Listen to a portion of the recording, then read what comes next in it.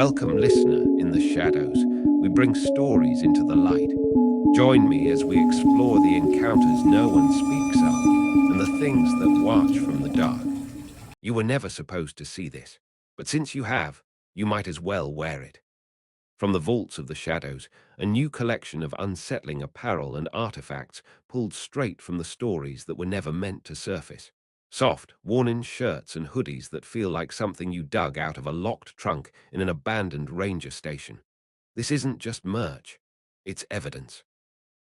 Audio log day 1, transcript recovered from device found in apartment 2B, 4475 Ashgrove Lane. Subject, Daniel Firth, 29 years old, elementary school teacher, missing since March 3rd.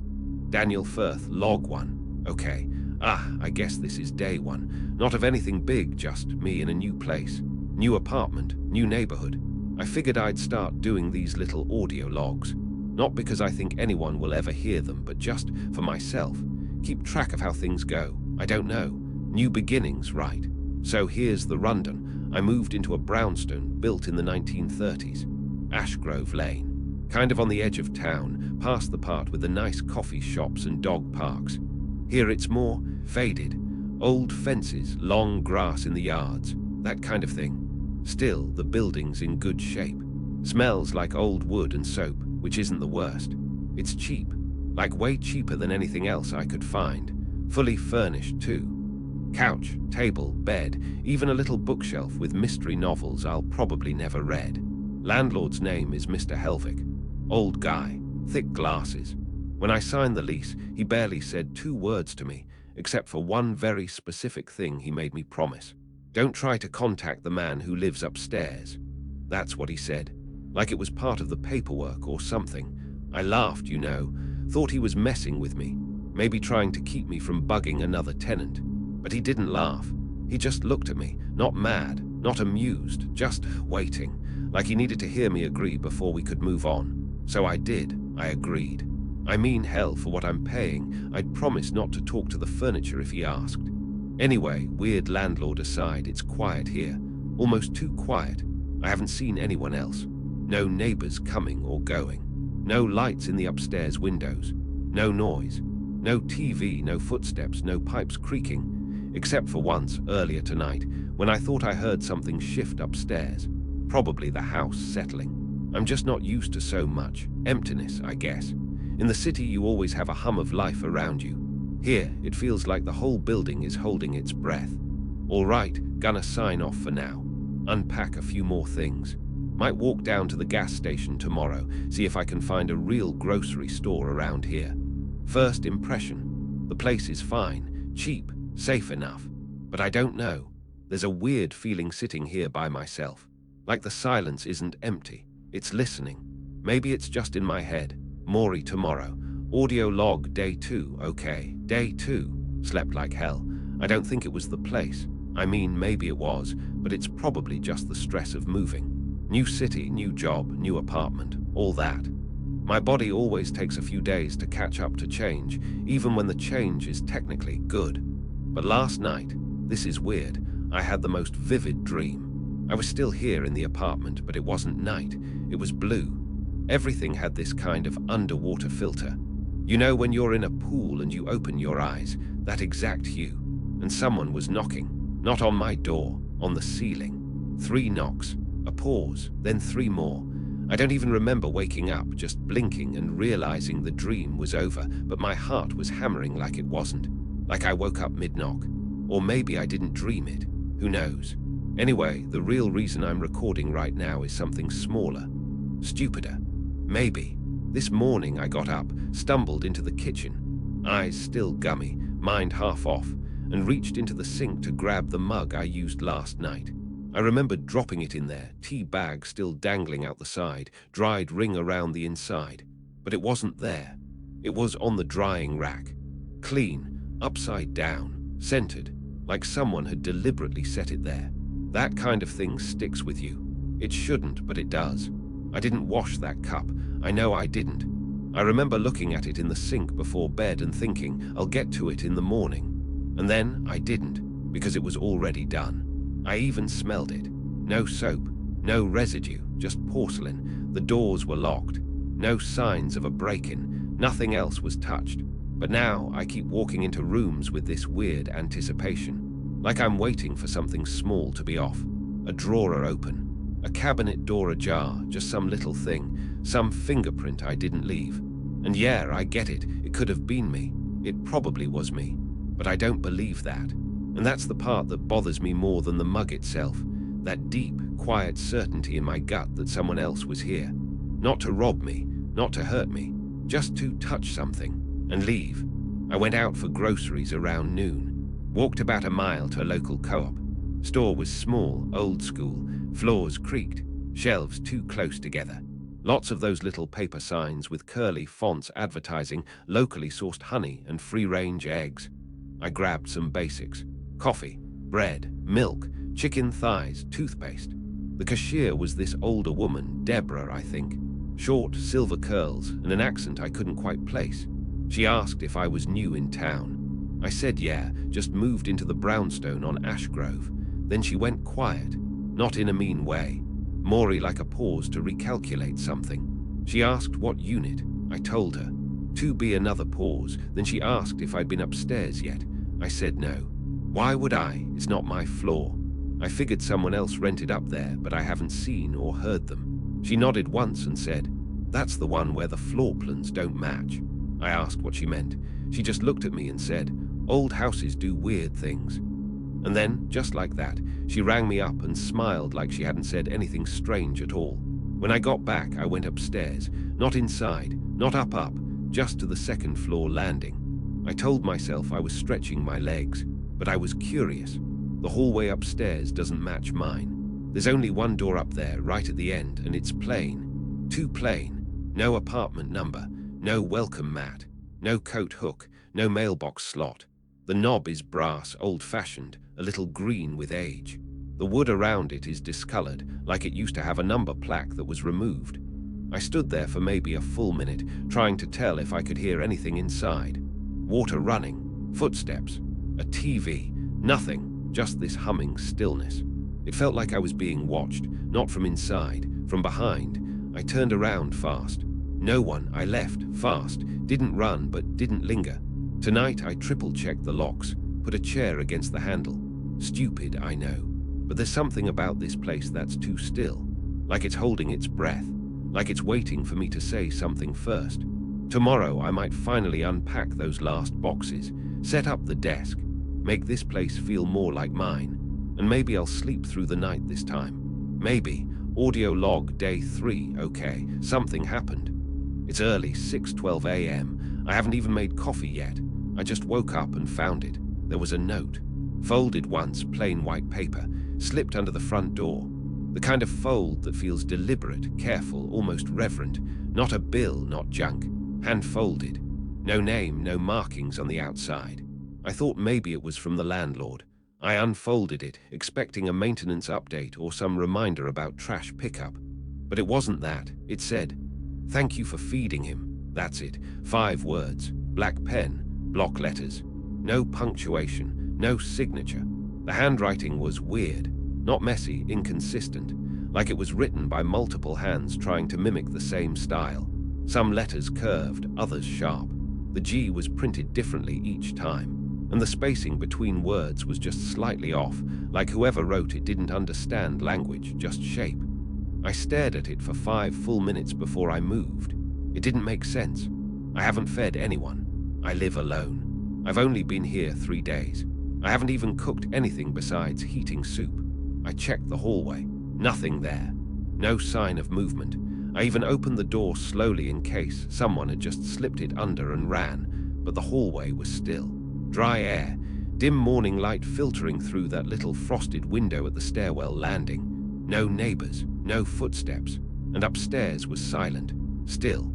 I walked around the apartment, looking for anything that felt touched. Nothing was moved. Windows still latched, closet still closed, fridge door tight, but the air felt wrong, like it had already been disturbed. The kind of wrong you feel when you walk into a room and someone's just left, someone who shouldn't be there. There's a moment, split-second instinct, when you know you're alone, but it doesn't feel alone. Like the air is still heavy with someone else's breath. That's what it felt like. I should probably just throw the note away. Burn it, maybe. But I didn't. I tucked it into my journal. I don't know why. Maybe I just need proof this isn't in my head. I'm going to try and get ready for work. I teach at 8. It's just math and language arts today, nothing special. Maybe I'll feel better when I'm around people. Maybe the daylight will make this place seem normal again.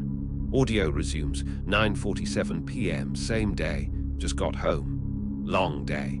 Kids were chaotic in the way that makes you forget everything else. For a while, I almost didn't think about the note, or the man upstairs, or this place. That weird blue dream, all of it faded into the rhythm of normal. But the second I walked in, that smell was back. It's faint, but it's there. Something wet, not like mildew, not like rot, moory like wet skin. Damp wool. The smell of something just stepped in from the cold but didn't dry off. I followed it to the wall under the ceiling vent. There's nothing there, no mold, no watermarks, but the air's heavier there. Cooler. It hums softly if I get close enough. And then I noticed the ceiling. Right above my bedroom, one of the floorboards has a crack.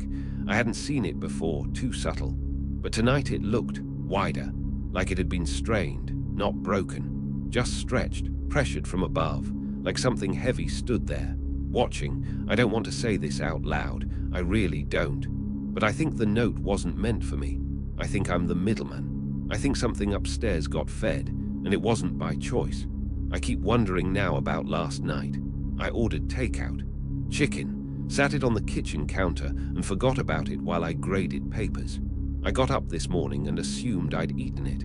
Empty box in the trash, but I don't remember eating it. I don't remember throwing it away. And now this note. Thank you for feeding him. Who the hell is him? And why does someone think I've been doing it? I locked everything. Again. I even put salt along the door frame. Don't laugh. I just needed to do something. Anything. Tomorrow, I'm checking the lease. I want to know who's supposed to live above me, if anyone. And if no one is listed, then I'll know something I wish I didn't. Audio log, day 5. The hallway is shorter again. I measured it this morning. 7 feet, 2 inches. I wrote that down yesterday. 7 feet, 10. Now it's shorter. I took pictures this time. I'll compare them, just in case this is in my head. But I don't think it is. I didn't sleep again. Around 2 a.m., the sound started up, more definite this time. Footsteps, but not pacing. Dragging. Something like fabric scraping across floorboards, followed by the soft knock of something wooden. Rhythmic. Like someone pulling a chair across the ceiling. Slowly, over and over. But here's what made me grab my recorder at 2:13 a.m. I heard it say my name. Not loud, not clear, but I know what I heard. Drawn out and slow. Like it had to practice it first. Like it had never said a human name before. Daniel. Like it enjoyed the shape of it. When I finally got the nerve to move, I set my phone on the hallway floor and hit record. Just audio. Left it there for 20 minutes. When I played it back, the first minute was fine, just the soft hum of appliances, my breath as I left, a faint creak. Then there was this noise, like something wet being dragged across tile. Then whispering. Not even words, just layered voices. Too many of them. Like radio static tuned to 100 people whispering over each other. But that wasn't the worst part.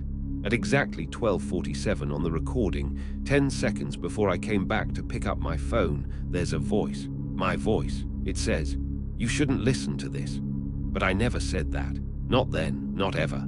Midday entry, 1:04 p.m. I went outside for the first time in 2 days. Just walked down the block to get coffee, feel the sun, listen to normal traffic. When I came back, my keys didn't fit the lock. They looked the same, felt the same. But when I turned the deadbolt, it resisted, like the keyhole had shrunk. I tried twice, 3 times, then it worked. When I stepped inside, something felt off.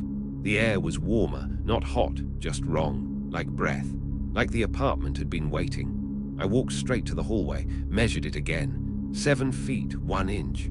The lights were all still on, except for the one over the bathroom mirror. It had burned out, or unscrewed itself, I'm not sure.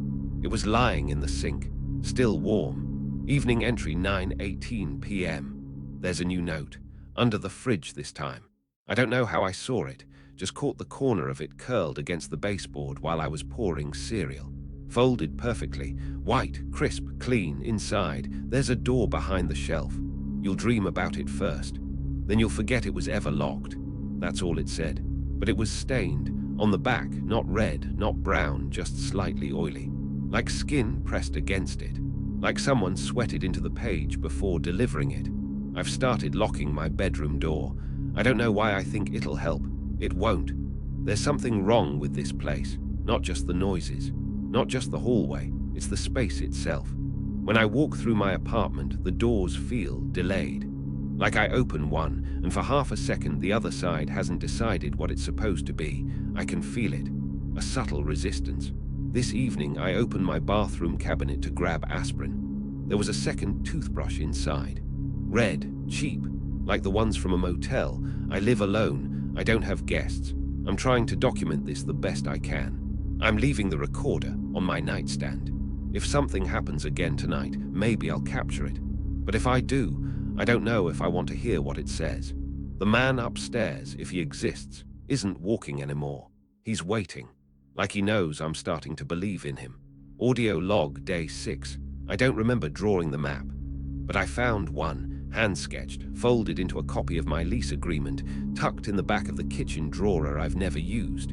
It's my apartment. Sort of. Most of it matches. Couch, kitchen, hallway, bedroom. But then there's this room, unlabeled, drawn as a square with no door, no measurements, just cross-hatched with heavy pencil marks.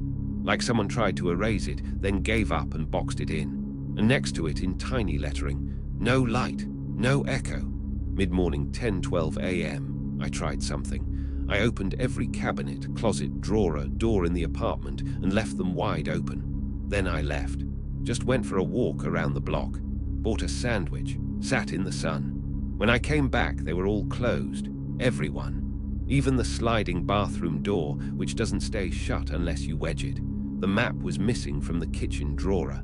It was pinned to the inside of my closet door.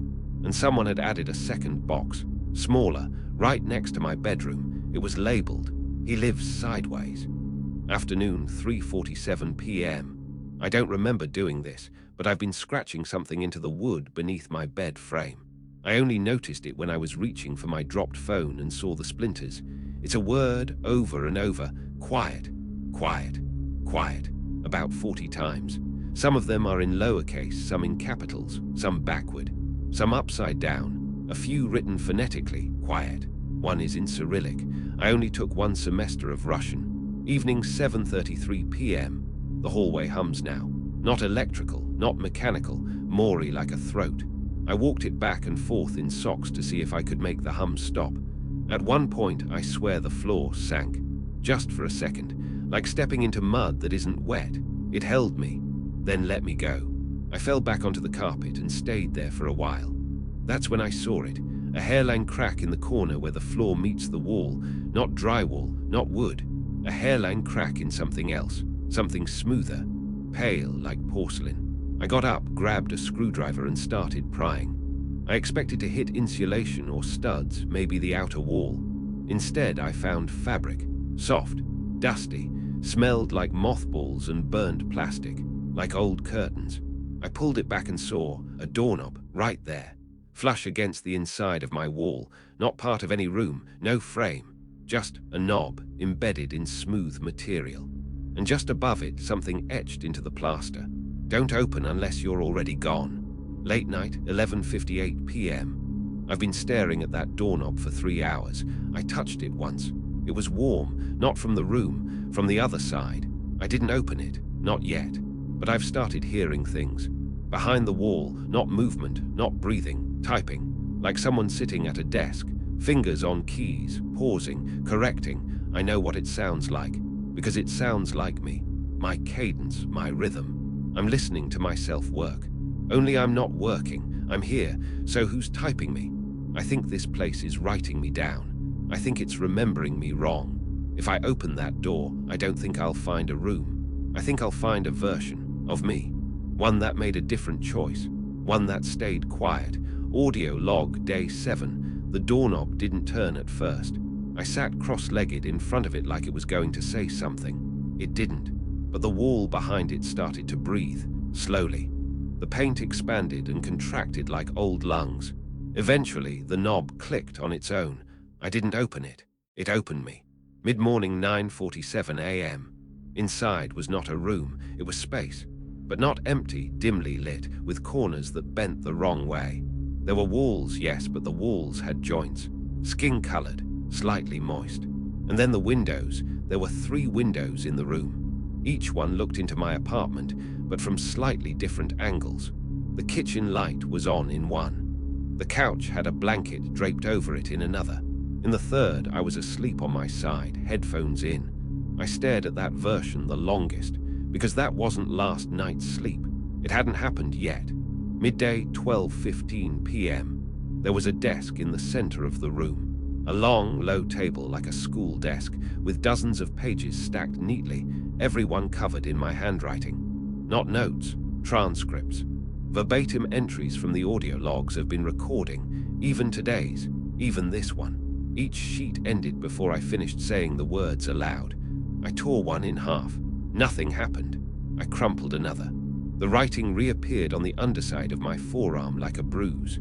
I asked the room, "Are you writing me?" The walls didn't answer, but the floor twitched, like a reflex, like it had heard something it didn't want to know. Afternoon, 3:39 p.m. In the far left corner of the room was a chair, wooden, straight-backed, facing away from me, and it was rocking, slowly, not in response to movement, rhythmically like it was breathing in time with the room. I circled around. At first it looked empty, but no, there was someone there. Not a person exactly, more like an outline. A form built from layers of dust and shadow.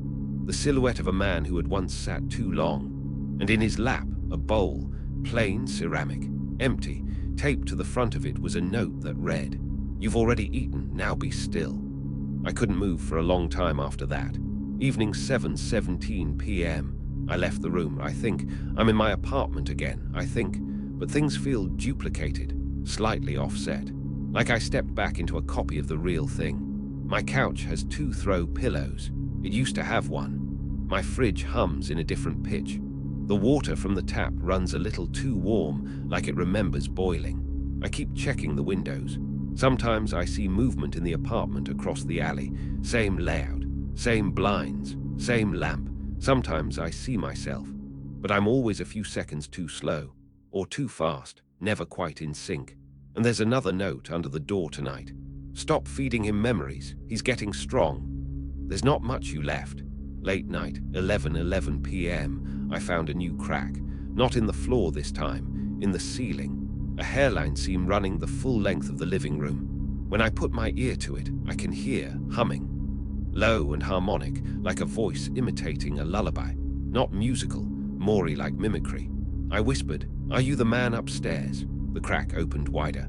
Not enough to see through, just enough to bleed. A single drop, dark and thick, landed on the coffee table. It spelled a word. Soon, audio log, day 9. I don't know how long I've been recording. The clocks don't tick anymore.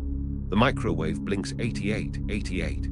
My phone turns on, but there's no interface. Just a looping video of my face, smiling, but the eyes are wrong. Still and hungry. This morning I woke up on the ceiling, not metaphorically. I was looking down at my bed from the corner of the room, half suspended in a gap in the drywall, like I'd been folded into the space. When I crawled out, the floor felt like paper, thin, fragile. I don't know how deep the space beneath me really goes. I think I'm walking on skin. Day 10, last entry. There are no more notes. Now there's just scratches. On the doors. On my stomach. On the mirror. I finally remembered something important. There's no Unit 3 upstairs. There never was.